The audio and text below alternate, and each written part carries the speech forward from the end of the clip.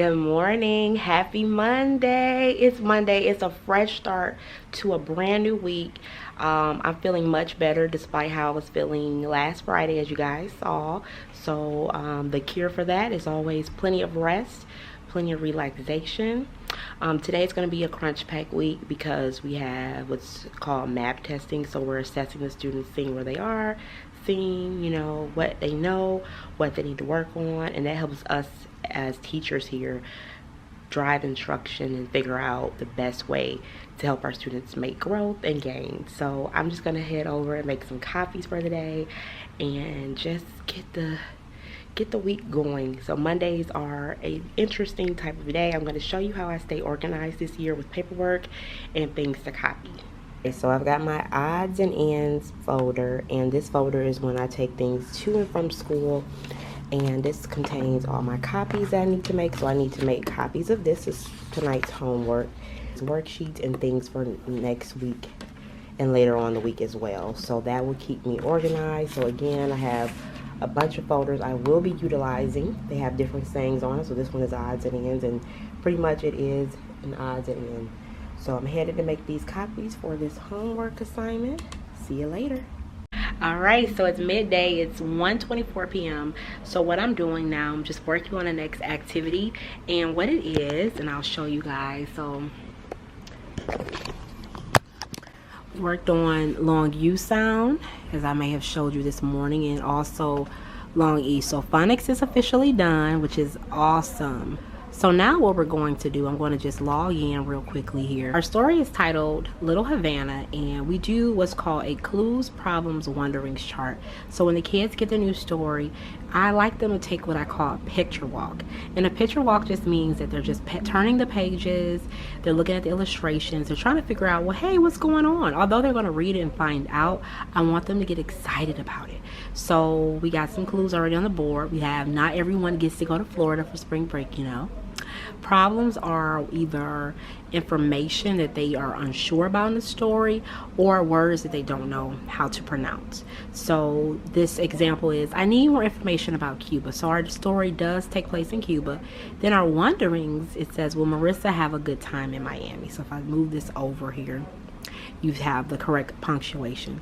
So I just move it back so that that's enough so they don't get confused and everything. And so that is what we're going to work on today for reading. All right, here's our story. So it's Little Havana, and it's a realistic fiction genre, and I think the kids really love realistic fiction the best because they can relate to it more. So for instance, here are essential questions. So what can learn about your heritage teach you about yourself, and how can you have fun by trying new things? So I'm going to ask them just information about how do they feel when they try something new.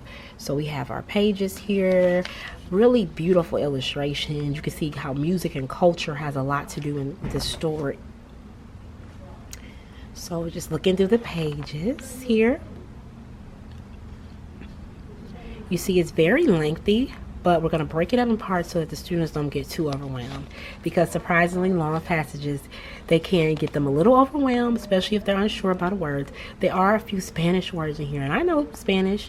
I'm pretty fluent in Spanish, so I will help them with those words. But yeah, so I really love the illustrations. I really love how pages come to life, and we just want to get the kids excited. So we're going to continue on with that.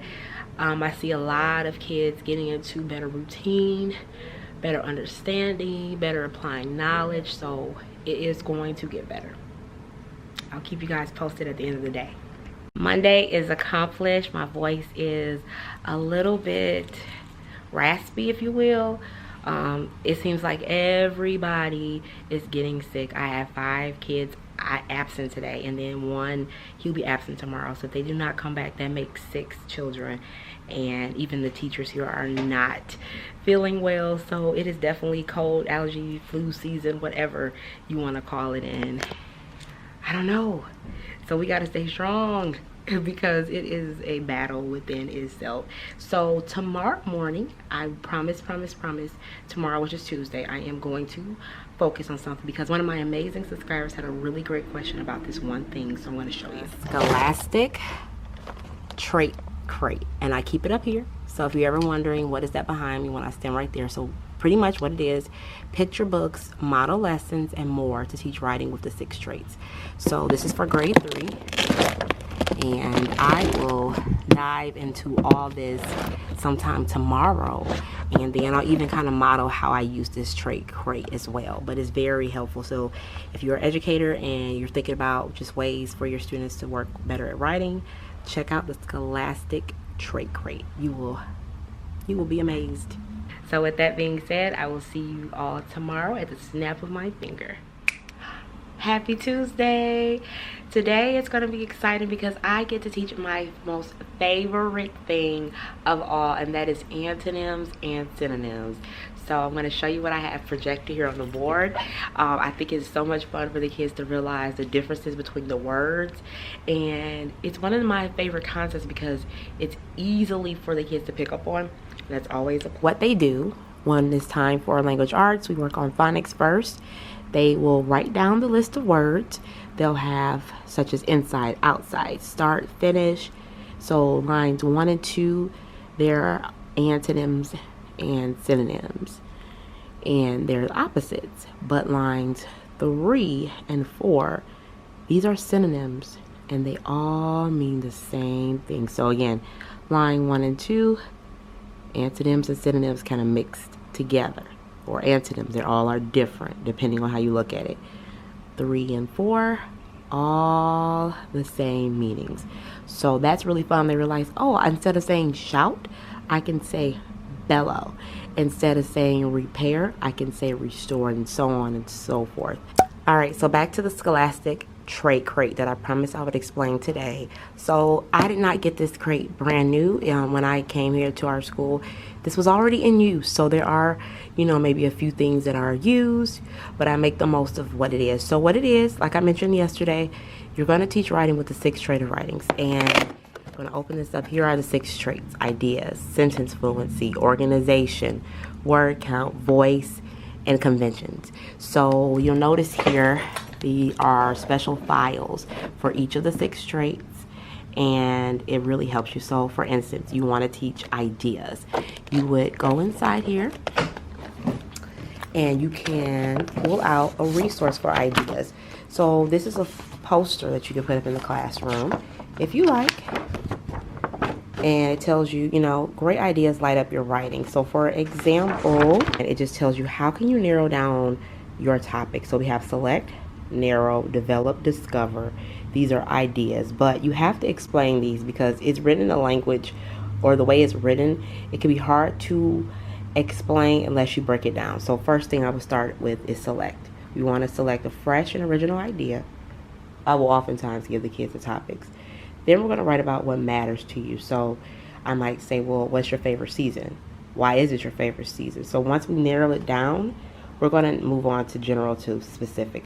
So if I say, please explain why you either like fall or you don't, or give me your opinion about fall, however I would word it, to develop the idea, and they elaborate with interesting information. So such as maybe the leaves are falling, they like to go to the pumpkin patch, the cider mills, whatever it is fun they like to do in the fall. And then we make those ideas come to life, and that's where discover goes. So each section has a poster, and each section has a book.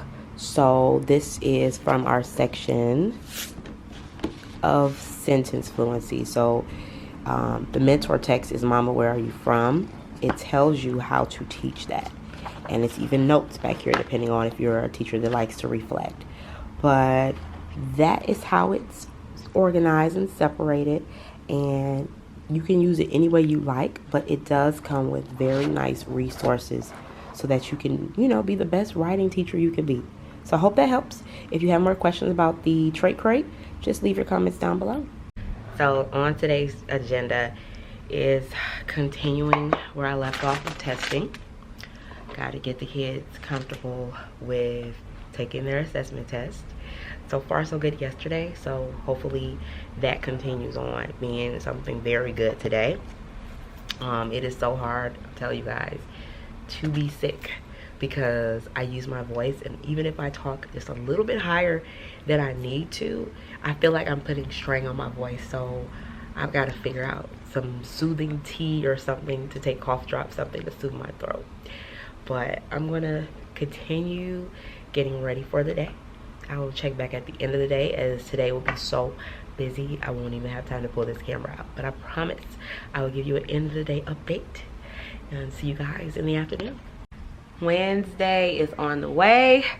Today, Tuesday, is down. Getting test scores, I'm getting data, that's good. But it's like now I gotta figure out how can I teach the things the kids missed. So that is going to be a task for me. I am up for the challenge though. I am the type of educator that, oh, you need them to be at this level? Come on, we can do it. But sometimes I have to give myself pep talks so that I can help the kids. So it's motivation all around.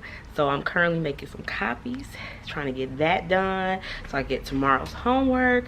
Tomorrow we'll probably learn about character traits. I'm gonna keep on testing. I have about like maybe 25-ish more kids to go. We shall get there. We gotta work on it, gotta get adjusted, and all will be well. So I'm going to just prep for today. Oh, also, hold on one moment. I've got to show you how messy a desk could get. Now I know this is in paper clips, so it looks like it's nice and neat. I'm working on it, but look here. I've got tomorrow's morning work, yesterday's morning work, and if I just left and went home and it looks like this, like my desk would be scattered.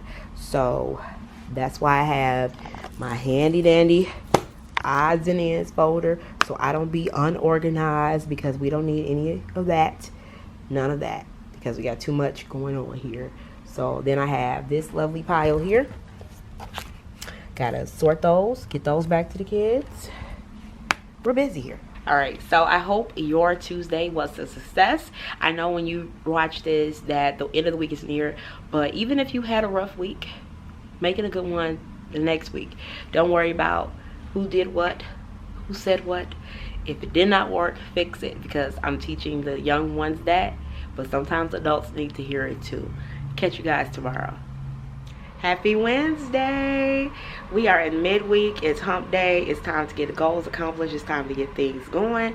I am back here in the classroom ready for a third day of the week. So today we're going to work on vocabulary.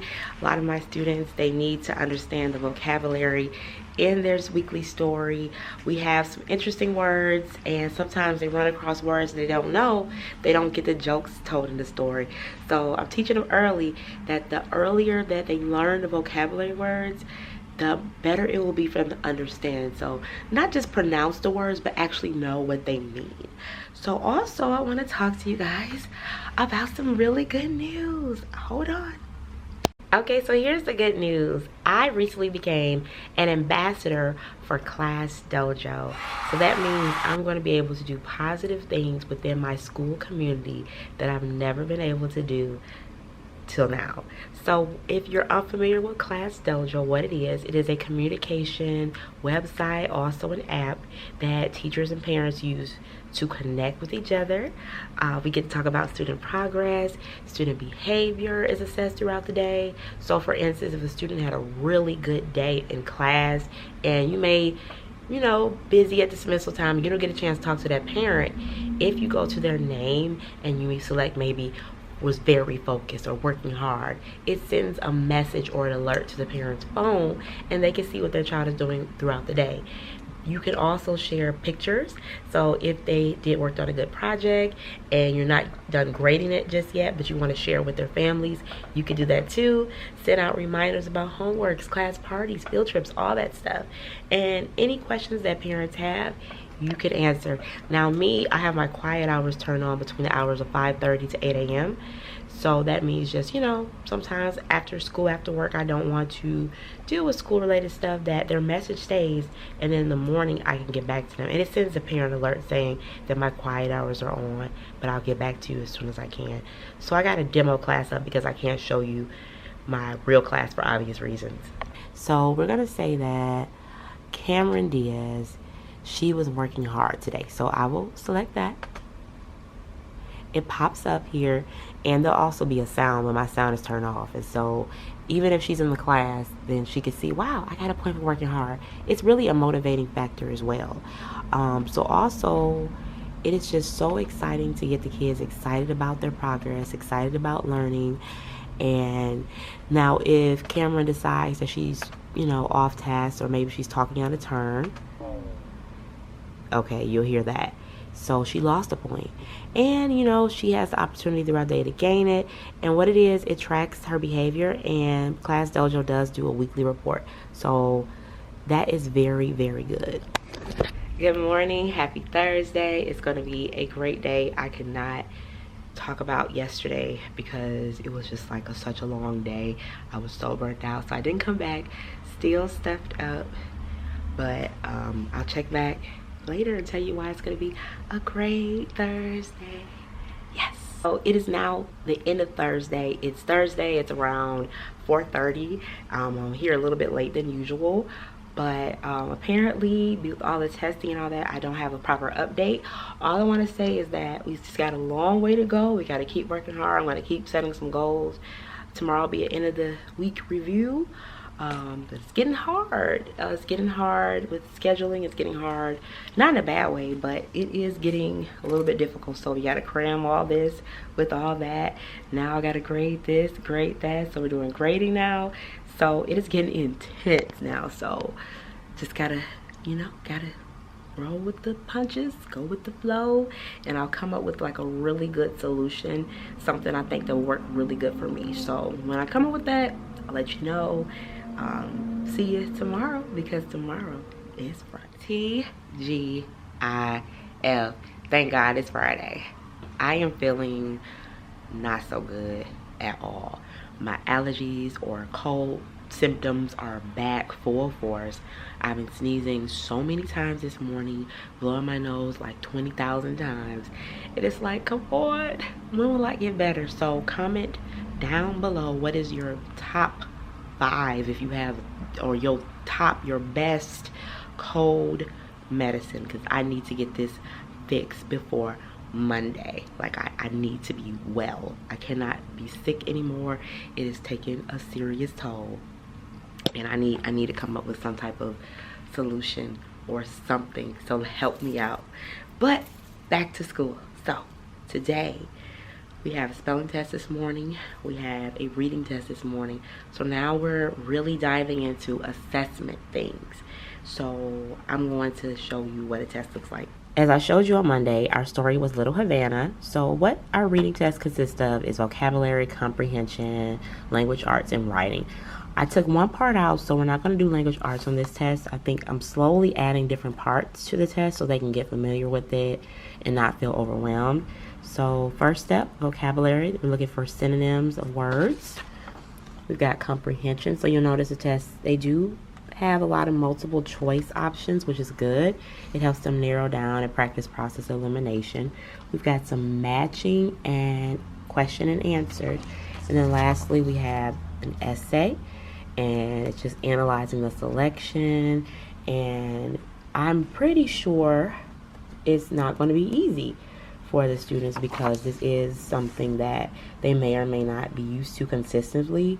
I know here in 3rd grade, I give these out every week, to the point that the kids get so used to it, the nerves start to go away. It's an open book test, so it's nothing too extreme, but if you have no clue how to go about it, this can be overwhelming. So I am prepared for frustration, but by now, I know how to handle it, so that's all good.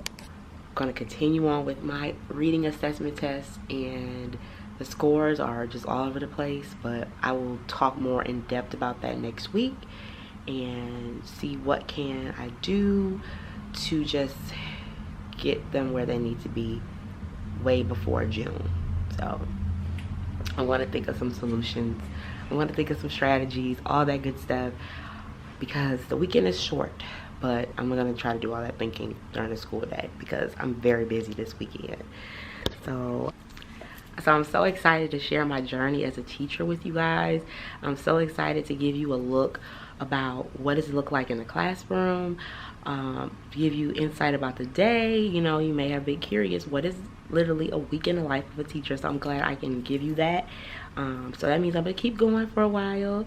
So you'll see me next week then, and I will check back a little bit later on today.